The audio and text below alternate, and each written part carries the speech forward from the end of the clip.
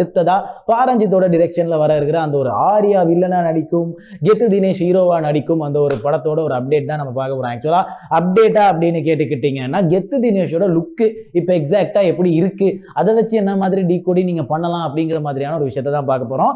இதுக்கு முன்னாடியே வெட்டுவாம் படத்தோட அந்த ஒரு ட்ரெய்லர் லுக் பார்க்கும்போதே நிறைய பேர் நிறைய டீகோடிங் பண்ணியிருப்பீங்க.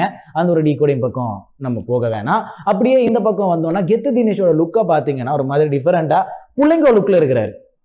இல்ல புள்ளிங்கோ லுக்னு சொல்ல முடியாது, ஆக்சுவலா கொஞ்சம் பாப் சிங்கர் லுக் அப்படிங்கிற மாதிரியான ஒரு லுக்ல இருக்கிறாரு.